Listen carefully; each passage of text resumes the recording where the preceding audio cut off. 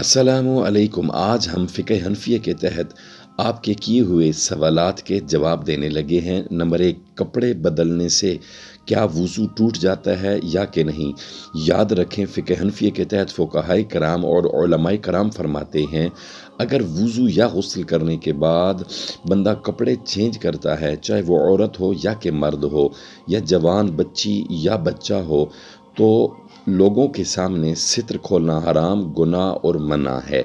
لیکن جب آپ اکیلے میں کپڑے بدل رہے ہوں تو پھر اس صورت میں آپ جب کپڑے چینج کر لیں گے آپ کا وضو نہیں ٹوٹے گا بلکہ وضو قائم رہے گا۔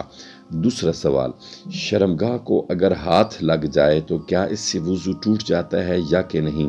یہ ایک جہالت پر مبنی سوال ہے۔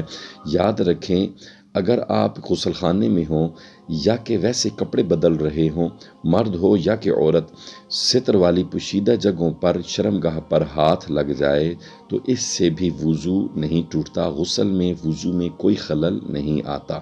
نمبر 3، ننگے ہو کر غسل کرنے سے کیا وضو ہو جاتا ہے یا کہ نہیں؟ یا غسل کرنے کے بعد کیا وضو کرنا ضروری ہے یا وضو ہو جاتا ہے؟ اس وضو سے کیا مرد یا عورت نماز پڑھ سکتے ہیں یا کہ نہیں؟ اس کے 2 جواب سماعت فرمائیں۔ نمبر 1، پہلے تو بات یاد رکھیں، اگر فرض غسل ہے تو پھر غسل خانے میں جانے کے بعد آپ 3 فرض ادا کریں گے، اور سر کی چوٹی سے پاؤں کے ناخنوں تک آپ کا بال برابر بھی جسم خشک نہیں رہنا چاہیے۔ اس سے آپ کے 3 فرض ادا کریں گے، فرض غسل بھی ہو جائے گا اور ساتھ ہی آپ کا وضو بھی ہو جائے گا۔ لیکن مسنون غسل کا طریقہ اور ہے، وہ ہم کسی اور ویڈیو میں اس ٹاپک پہ بات کریں گے۔ دوسرے اس کا جواب یہ ہے کہ اگر غسل فرض نہیں تھا لیکن آپ ٹھنڈک حاصل کرنے اور میل کچیل کو دور کرنے کے لیے غسل کر رہے ہیں تو پھر اس صورت میں آپ 3 فرض ادا نہیں کریں گے، کیونکہ یہ عام غسل ہے، فرض غسل نہیں۔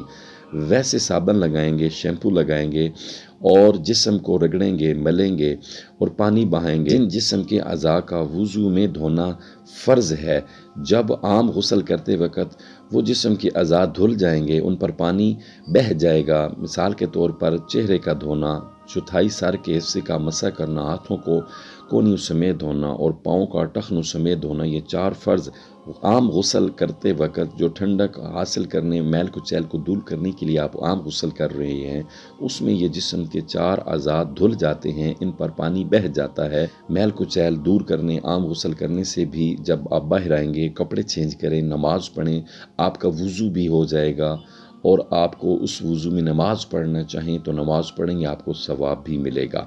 لیکن دوبارہ سے کئی لوگوں کو، مرد عورت کو دیکھا گیا کہ غسل کرنے کے بعد پھر سے وضو کر رہے ہوتے ہیں اور دل میں شک اور وہم ہوتا ہے۔ یاد رکھیں، شک اور وہم شیطان کی طرف سے ہے، جبکہ غسل کرنے سے آپ کا وضو ہو جاتا ہے، آپ کو دوبارہ وضو کرنے کی ضرورت نہیں۔ صلو علی الحبیب صلی اللہ تعالی علی محمد۔